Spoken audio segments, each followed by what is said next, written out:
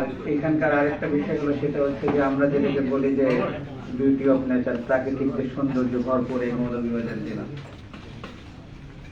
আরেকটা বিষয় এখানে যেটা আমার কাছে সেটা হচ্ছে যে মৌলভীবাজারের যে মানুষ, আমার কাছে 2 দিন মনে হয়েছে যে সহজ সরল এবং তাদের একটা যেটা আভিজাত্যর প্রতীক,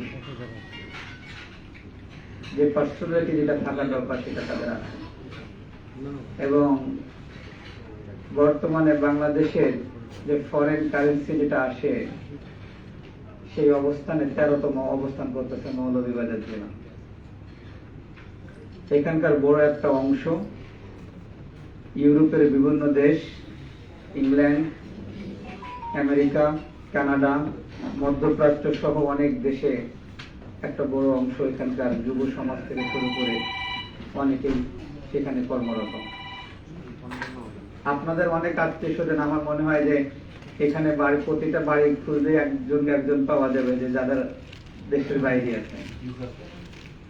এইরকম একটা জেলা শহরে কাজ করার সুযোগ দেওয়ার জন্য আমি প্রথম কৃতজ্ঞতা জানাই, শুকরিয়া আদায় করি মহান আল্লাহ রাব্বুল আলামিনের, যে আমাকে সুযোগ করে দিয়েছেন, তিনি আমার উপরে মেহেরবানি করছেন, স্থান করছেন। এরপরে আমি কৃতজ্ঞতা জানাই বর্তমান সরকারকে, যে তিনি আমাকে এখানে পাঠিয়েছেন। আমি গভীর কৃতজ্ঞতার সাথে স্মরণ করি 15 জুলাই থেকে 5 আগস্ট পর্যন্ত এই ছাত্র জনতার গণ অভ্যুত্থানে যারা শহীদ হয়েছে, আমি তাদেরকে শ্রদ্ধা করে স্মরণ করি। আমি গভীর শ্রদ্ধা করে স্মরণ করি 1971 সালে বীর মুক্তিযোদ্ধাদের, যাদের আত্মত্যাগের বিনিময়ে আমরা স্বাধীন বাংলাদেশ পেয়েছি। এখানে আমরা যারা আছি আপনারা সবাই মৌলভীবাজারের, বেশিরভাগ মৌলভীবাজারের স্থায়ী অধিবাসী। যে পারস্পরিক যে সৌহার্দ্য সম্প্রীতি আপনারা ধরে রাখছেন, আমিও আপনাদের একজন সহকর্মী হিসাবে, একজন সহযোগী হিসাবে সেটা ধরে রাখার চেষ্টা করব। কারণ মৌলভীবাজার জেলার যে ঐতিহ্য, যে কাস্টম, যে প্রথা, সেটা ধরে রাখতে চাই। সে অনুযায়ী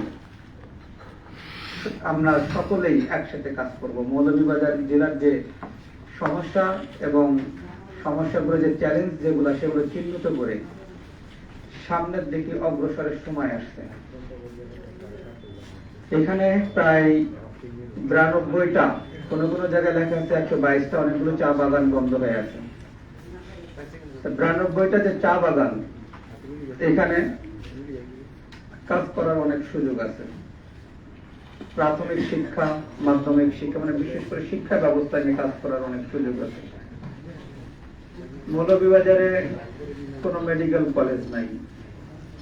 এখানের একজন সাধারণ মানুষ যদি অসুস্থ হয়ে যায়, তাহলে জেলা সদর হাসপাতাল আছে, না হলে তাকে সিলেট মেডিকেল কলেজে নিয়ে যেতে হয়।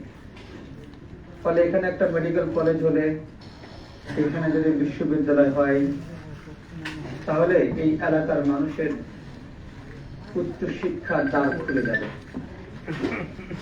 আপনাদের লেখনের মাধ্যমে যদি এগুলো উঠে আসে, তাহলে জেলা প্রশাসনের পক্ষে কাজ করা সহজ হবে।